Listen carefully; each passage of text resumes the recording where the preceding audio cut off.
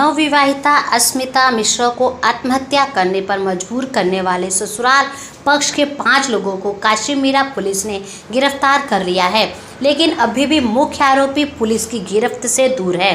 वह पुलिस को लगातार चकमा दे रहा है। समाजसेवी एवं मृतक के पिता डॉक्टर अमर मिश्र द्वारा काशीमीरा पुलिस थाने में दर्ज शिकायत करने के अनुसार अस्मिता की शादी 12 नवंबर 2021 को 35 लाख रुपया नगद एवं गहने देकर हुई थी। शुरू में अभय और अस्मिता में सब कुछ ठीक चला, लेकिन धीरे धीरे दोनों में पैसे को लेकर विवाद बढ़ता गया। अभय बेरोजगार था, अस्मिता किसी कंपनी में सर्विस करती थी। बढ़ता खर्च और आय कम दोनों के बीच विवाद का कारण बनता गया। इसी दौरान अभय मायके से पैसे लाने के लिए अस्मिता पर दबाव डालने लगा। विवाद को शांत करने के लिए मृतक के पिता ने कई बार उसे पैसे भी दिए। इससे ससुराल वालों के पैसे की हवस बढ़ती गई। इसी दौरान अभय ने मकान खरीदने के लिए मायके से पैसे लाने के लिए अस्मिता पर दबाव डाला। अस्मिता ने इस बार उनकी मांग को सिरे से खारिज कर दिया। इससे गुस्साए अभय ने अस्मिता के साथ मारपीट की।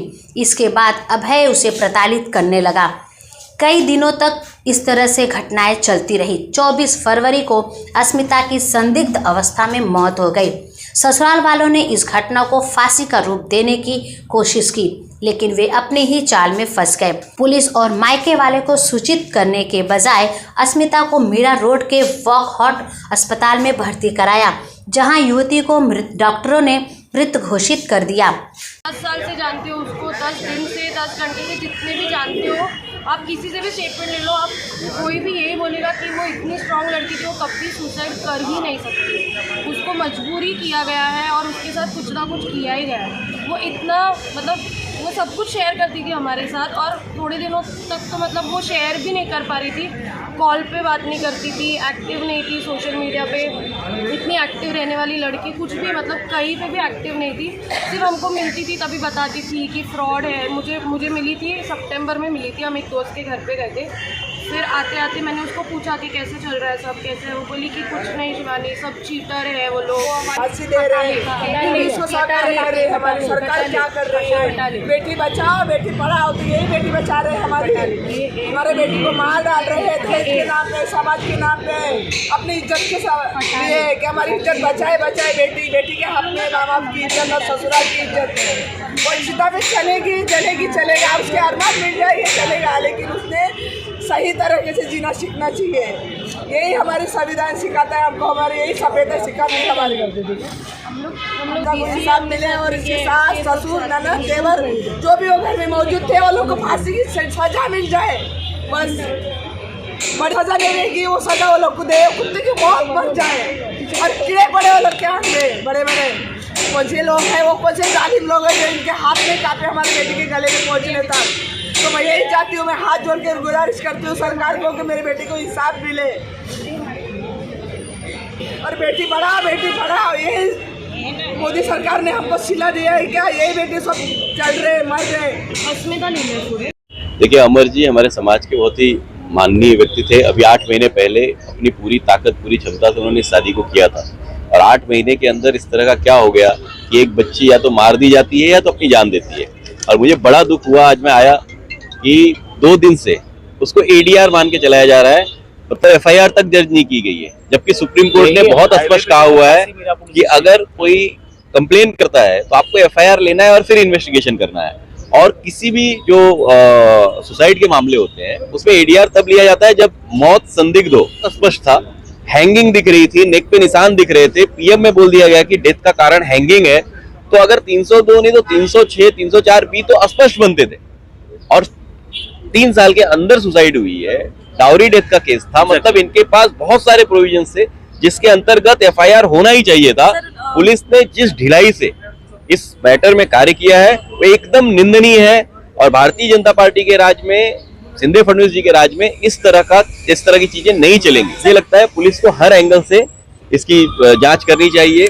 बहुत बार व्यक्ति को पकड़ के भी हैंग किया जाता है, ये घटनाएं हमने अब तक देखी है पीछे। तो पुलिस को पूरी सतर्कता से इसमें काम करना चाहिए और जल्दी से जल्दी इसमें जो आरोपी हैं जिनका नाम लिया गया है उनको अरेस्ट करके उनसे कठिन पूछताछ की जानी चाहिए। इसमें ललिता कुमारी का 2013 का सुप्रीम कोर्ट का जजमेंट है। जिस तरह से कॉग्निजेबल नॉन मेलेबल ऑफेंस हुआ था, इसमें पुलिस को इमीडिएट एफआईआर लॉन्च करना चाहिए था, जो नहीं हुआ। यहाँ के सीपी माननीय मधुकर पांडे जी से हम लोग ये गुजारिश करते हैं कि जिन ऑफिसरों ने यहाँ पे लीपापोती की है उस पर उनके ऊपर सख्त कार्रवाई होनी चाहिए। वोकार्ड हॉस्पिटल के प्राइवेट डॉक्टर ने जिस तरह से इस केस को छुपाने के लिए जो साक्ष्यों को पूरी तरह से मिटाने का जो प्रयास किया है, उसमें डॉक्टर और पुलिस जिस तरह से मिलकर के लीपापोती किए हैं, उनके ऊपर पूरी तरह से कार्रवाई होनी चाहिए, एफआईआर में उनका नाम होना चाहिए। आम्ही लोक माझ्या बॅचलर्सपासूनच आम्ही मैत्रिणी होतो। आम्ही सगळ्यांनी MCA करून मास्टर्स करून म्हणजे IT मध्ये आम्ही आता सगळे जॉब करतो। ती पण शिकलेली आहे खूप आमच्यासारखीच आणि कमवते चांगलं। आणि नंतर तिच्या आईवडिलांनी तिचं लग्न करून दिलं, तेव्हा आम्हाला कळलं की तो खूप रिच आहे, जुहूमध्ये त्याचं घर आहे, सिव्हिल इंजिनियर आहे आणि बरंच काही ॲडव्होकेट आहे, लँड ओनर्स आहेत, असं सगळं माहिती पडलेलं। तर आम्हाला वाटलं चला चांगलं आहे, लग्न वगैरे खूप भारी केलं तिच्या वडिलांनी। JW मॅरेटमध्ये एंगेजमेंट केली, इस्कॉन जूच्या टेम्पलमध्ये मोठं लग्न केलं, दागिने डुगिने सगळं काही दिलं। मुलगीला जसं एक वडिलांचं असं असते की माझी मुलगी गेली पाहिजे तसं केलं। त्याच्यानंतर तिला मेमध्ये तिचा गौरा केला, गौरामध्ये पण तिने खूप दागिने घालून ती गेली सासरी। मग त्याच्यानंतर असं झालं की ती आम्हाला भेटलेली गणपतीच्या टायमाला एक वेळा मला भेटलेली आणि माझ्या घराच्या गृहप्रवेशच्या टायमाला ती मला एक वेळा भेटली। तर मी तिला विचारलं की बाबा आता लग्न झालं, कसं चालू आहे, कसं वाटते, नवरा अरेंज मॅरेज केलं, काय आहे चालू? तर ती बोलते केलं तर आहे पण ते बरोबर नाही आहे, त्यांचे म्हणजे सिव्हिल इंजिनिअरिंग त्याने केली त्याच्यामध्ये तो कामाला काही जात नाही आहे आणि मी जे कमवते ते त्यांच्या घरातच माझे पैसे जातात अशी बोलली। आणि बोलली की मी वडिलांकडून पण कधी कधी तो मला बोलायचा की वडिलांकडून पैसे आण करून, तर वडिलांकडून सुद्धा तिने पैसे घेऊन खूप वेळा दिलेले। फ्रॉड आहे असं बोलले। मग बोलली की मैं मतलब जेव्हा तो आता कामाला लागेल, जेव्हा तो कामाला लागेल तेव्हा मला असं वाटेल की होईल बरं, म्हणून ती बघत होती की आज शिकलेला आहे पण त्याला वाटतं केट्या होत्या, त्याने इंजिनिअरिंग कंप्लीट केली नव्हती। तर तिला असं वाटलं शिकलेलं आहे, आता आईवडिलांनी एवढा पैसा इन्व्हेस्ट केला आहे, लग्न केलं आहे, समाजामध्ये नाव आहे, इज्जत आहे, म्हणून त्याने तिला वाटलं असेल आज नाही तर नवरा उद्या सुधरेल, चांगलं बनेल। तर ती बोलली की मैं मम्मी डैडी से भी बात कर रही हूँ। डैडी ने भी उसको बिजनेस बोला, आपको बिजनेस करना है, तो बिजनेससाठी पण 1-2 लाख रुपये त्याच्या वडिलांनी दिले। में हमें हॉस्पिटल से MLC मिली है। उसके MLC हमें मिलने के बाद हम लोगों ने उसके जो पिताजी है उनका खबर लेके हम लोगों ने ADR number 29/2023 under section 174 of CRPC immediately register किया है और उसका इन्वेस्टिगेशन हम लोगों ने किया है। देन उनके जो पिताजी है उन्होंने कुछ डाउट्स यहाँ पे बोला था, तो उनका स्टेटमेंट रिकॉर्ड करके अभी जो लीगल एक्शन FIR रजिस्टर करने का हमारा काम चालू है। हमारा FIR अभी इमीडिएटली रजिस्टर हो जाएगा। सर किन धाराओं के तहत मामला दर्ज हो सकता है? हाँ, अभी तो बेसिकली और प्राइमरी जो मेरे सामने जो आया है वो IPC 306 है, देन 304B है, 498 है और IPC 34 के तहत हम लोग ये FIR रजिस्टर कर रहे हैं। सर ये घटना कब हुई है सर? ये घटना हमें जो घटना 24 तारीख का है, लेकिन हमें जो हॉस्पिटल से जो इंटीमेशन लेटर मिला है 25 तारीख को रात को 00:30 यानी 25 तारीख को हमें ये इंटीमेशन हॉस्पिटल से लेटर मिला है। तकरीबन 3 दिनों तक पुलिस इस मामले में लीपापोती में जुटी रही। पुलिस पीड़िता पक्ष की बजाय आरोपियों की मदद करने लगी।